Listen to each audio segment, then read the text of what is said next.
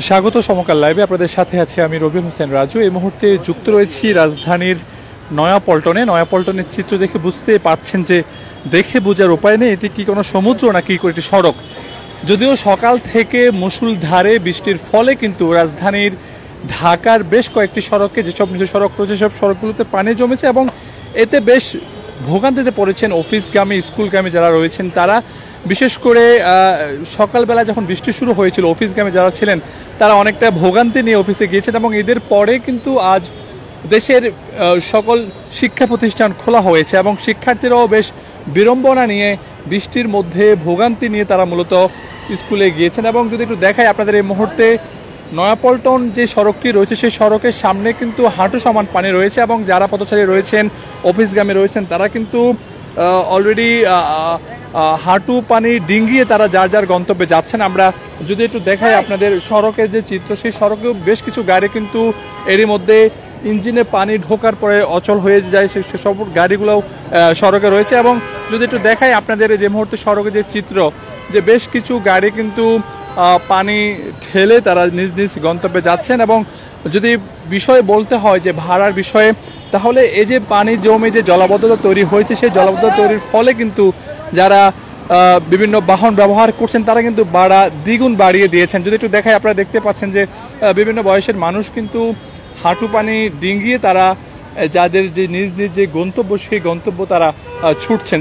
জানিয়ে রাখি আরেকটি বিষয়, সকাল থেকে আজ রাজধানীতে মুষলধারে বৃষ্টিপাত হয়েছে এবং সেই বৃষ্টি কিন্তু বেলা 12:30 পর্যন্ত রাজধানীতে হয়েছে এবং এই বৃষ্টি হওয়ার ফলে কিন্তু রাজধানীর যেসব নিচু এলাকা রয়েছে সেসব নিচু এলাকাতে বেশ পানি জমেছে। এবং আমরা যেমনটি দেখতে পেয়েছি এই মুহূর্তে যে নয়াপল্টন যে বিএনপির যে কেন্দ্রীয় কার্যালয় সেই কেন্দ্রীয় কার্যালয়ের সামনের যে সড়ক সেই সড়কেও কিন্তু আমরা বেশ পানি দেখতে পাচ্ছি এবং যারা পথচারী রয়েছেন অফিসগামী রয়েছেন তারা বেশ ভোগান্তি নিয়ে এই পথ পাড়ি দিচ্ছেন। আমরা কথা বলবো যারা রয়েছেন কয়েকজন পথচারী, আমরা যারা মূলত দেখতে পাচ্ছেন যে আসলে সবাই কিন্তু জুতা হাতে কিন্তু তারা মূলত এই পথ পাড়ি দিচ্ছেন। আমরা যদি একটু কথা বলার চেষ্টা করবো দুই একজন পথচারীর সাথে একটু কথা বলতে চাই আপনার সাথে। যে বৃষ্টিতে জলাবদ্ধতা পানি ডিঙ্গিয়ে আসছেন বিষয়টা আসলে কি বলবেন?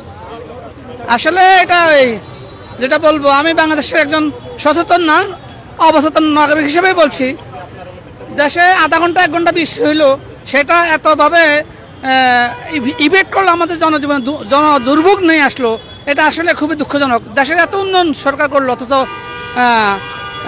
গত 15-20 বছর তো আওয়ামী লীগ সরকার ক্ষমতায়, আমার জানা মতে তারা অনেক ভালো উন্নয়ন করছে দেশের, কিন্তু ঢাকা শহরের এই দুর্ভোগ যেখানে 3 কোটি লোক বাস করে সেখানে এটা আসলে খুবই দুঃখজনক।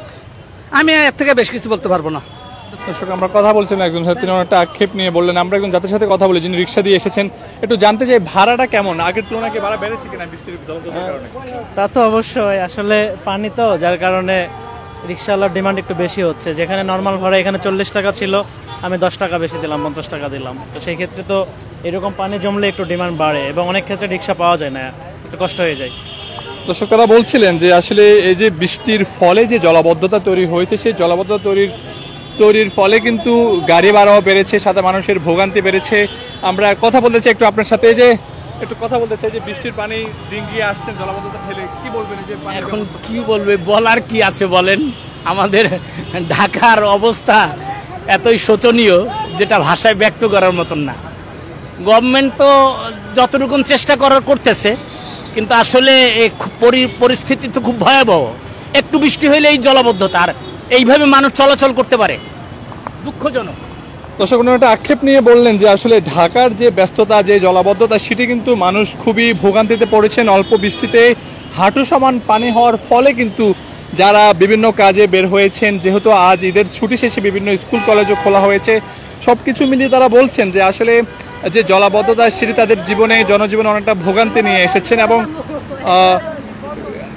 গাড়ি ভাড়াও বৃদ্ধি রয়েছে। আমরা কথা বলবো আরো কয়েকজনের সাথে যারা মূলত আমরা দেখতে পাচ্ছি যারা অফিসগামী ছিলেন তারা কিন্তু জুতা হাতে নিয়ে তারা মূলত যে পানি সে পানি তারা পার হচ্ছেন, আমরা এমনটিও দেখতে পাচ্ছি। এবং অনেকে যে ভাড়া সেই ভাড়া এই জলাবদ্ধতার কারণে বেড়ে যাওয়ার তারা কথা বলছেন।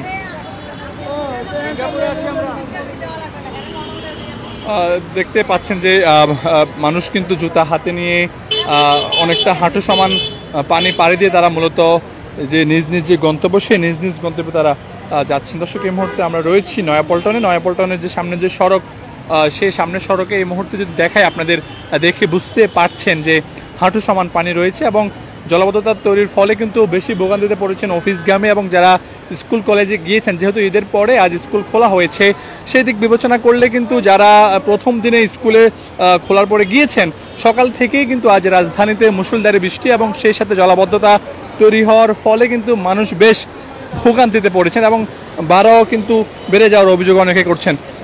আমরা এই মুহূর্তে যুক্ত রয়েছি নয়াপল্টন যে সামনের যে সড়ক, নয়াপল্টন যে কেন্দ্রীয় কার্যালয়, বিএনপি সেই কেন্দ্রীয় কার্যালয়ের সামনের যে সড়ক, সেই সড়কে আমরা অবস্থান করছি এবং সড়কে কিন্তু হাঁটু সমান পানি রয়েছে। দর্শক, আপনারা দেখছেন সমকাল লাইভ।